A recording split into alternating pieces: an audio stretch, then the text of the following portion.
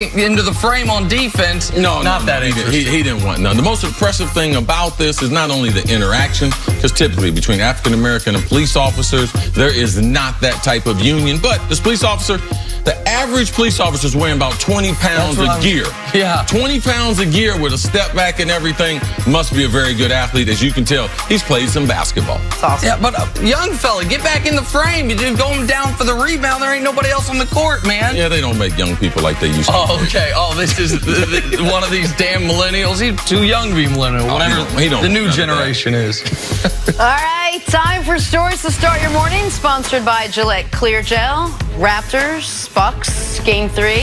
Toronto finally showed up. Kawhi led the team to a double overtime win, scored 36 points in a career-high 52 minutes of play. 118-112 was your final. Chris Carter, what'd you make of Kawhi's night? Oh, it was amazing. It was because I didn't know if he was going to be able to make it. You could see him cramp up early or grab at his thigh. I thought the fact that the medical staff didn't come over initially, that was something very, very positive. But the mental toughness it takes to play these games, it's impressive. The steals late, the rebounds late, exploding to the hoop late in the game, very impressive. One of his most impressive games. I think he scored 10 30-point games this postseason. This postseason is a 10 30-point game.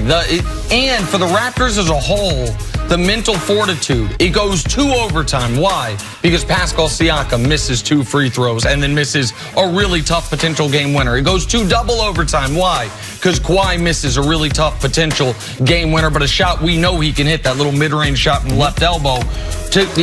When you're in a must-win game, you have 2 chances to win it. You blow them both, or you don't come through on them both, to then finish them off in the double overtime. He dominated double overtime. Oh, absolutely. Especially once Giannis was off the court, Kawhi had a little more freedom. He was exceptional, and obviously an enormous win that keeps the Raptors season alive. All right, to the Western Conference Finals now. Portland struggling to get into this series with the Warriors, who lead 3-0. Dame Lillard confirmed he is dealing with a separated rib. He stressed, quote, "I don't think it's something that's affecting my game."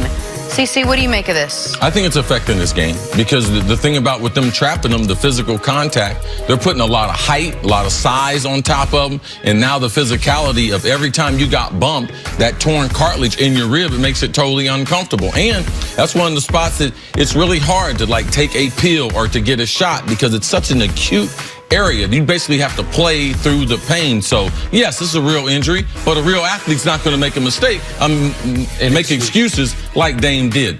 Well, and so, listen, I think that this is another example, though, of where guys, if guys get injured and they can't play, we don't hold that against them. But if guys get injured and play through it and play poorly, we all of a sudden, Dame, we had been elevating him, and then he has a poor Western Conference Finals, and then we're like, oh, did we elevate him too early? I think he'd be struggling to a degree even without the injury. But as you can see in that highlight, they're up 11 in Oracle the moment he gets hurt, the early second half of Game 2. He's played poorly, and they've played poorly since then, and it's obviously been a part of that. All right, let's move on. Talk some Anthony Davis now. Pelicans owner Gail Benson dismissed a report that she would trade Anthony Davis to the Lakers, quote, over her dead body.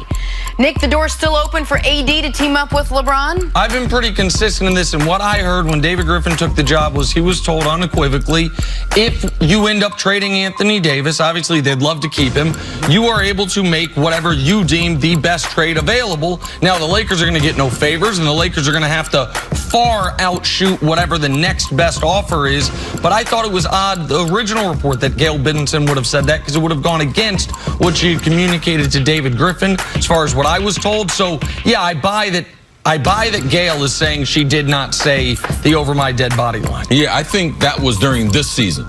Trade him to the Lakers over my dead body this season. Right. Now with David Griffin, you can't handicap him.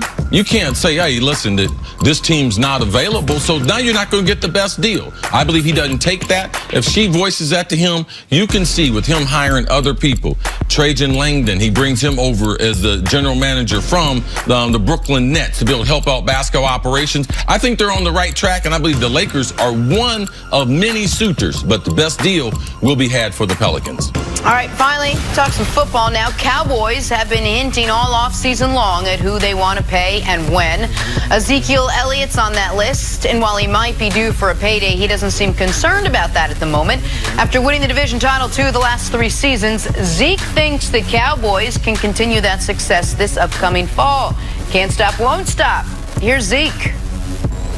I'm just excited about the group of guys we have. I'm excited about the talent we have on this team, and then I'm excited about that leadership group we have. So, I think we have a lot of the right pieces, and I think we have a lot of promise for this season. All right, CC, let's look at the season ahead. Is this Cowboys team right now set up to take another step forward this season? I'm going to address the offensive side because Zeke, that typically is an offensive player, that's what he's talking about. And I believe they will be better. Dak with more experience than he's ever had. And if you look at the way he played, sample size with Amari Cooper, that would have to be very, very encouraging. Randall Cobb is your slot receiver. I know he's better than previously what they had. Travis Frederick, if he's able to get back and be 75 to 80% of the player that he was, then he's better than what they had. And he's the captain of that offensive line. So offensively, I think the Cowboys will be better this year. They'll be more explosive. They got more speed on the field.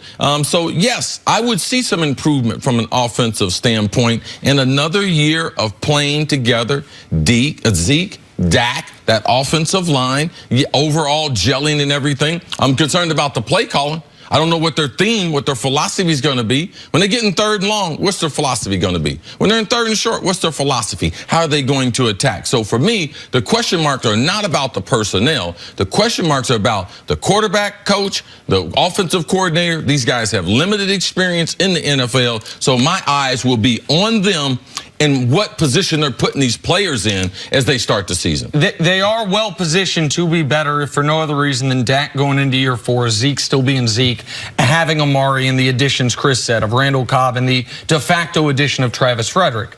But when it comes to play calling, when it comes to their offense, if they're going to get better, there is one very specific area they must improve. Warren Sharp laid this out on Friday, actually. The Cowboys were last or dead last in the NFL by almost any metric on effectiveness inside the 10-yard line and inside the 5-yard line. Their red zone, gold zone offense, their ability to have successful plays, it's why they were kicking what seemed like a ridiculous amount of 21-yard field goals and 23-yard field goals because they get down in the scoring zone and not be able to get 6. They instead had to settle for 3. That's really inexplicable when you have a running back like Ezekiel Elliott and you have a quarterback that can be a bit of a dual threat like Dak Prescott.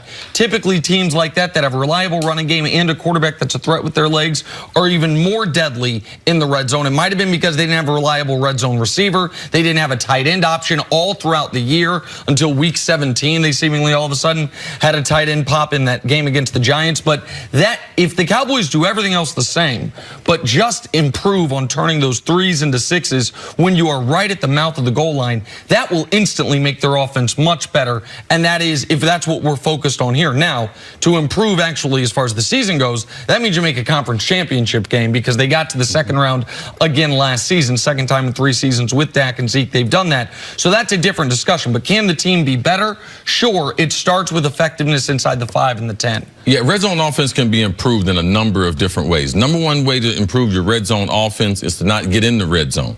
One thing we tried to do when we got Randy Moss, we were a great red zone team because I was always a great red zone wide receiver. But we tried to score outside the red zone. We increased our red zone from the 25 to the 40. So once we got to the 40-yard line, we considered that to be the red zone. And we started targeting more shots down the field because most teams at that point, they are not defending the end zone. They're defending the chains, trying to keep you from getting a first down. The second way is red zone's about number count and I'm better than you. Brian Billick used to tell me this, Chris, my guy's better than their guy. That's why we'll be better in the red zone. We'll throw it to you and give you a couple different opportunities. And the reason why they're not good in the red zone because their quarterback does run and their running back they're relying on, defense are giving them 8 guys in the box. So it's a number count. You got 7 guys to block. I'm sending 8 guys. So even if your quarterback decides to run, I got an extra guy. So they have to be a little more creative from a coaching staff. And Amari Cooper has got to be a red zone threat. That's the way they can instantly improve the red zone offense. All right, good stuff there. Let's get back to the NBA now. Kevin Durant.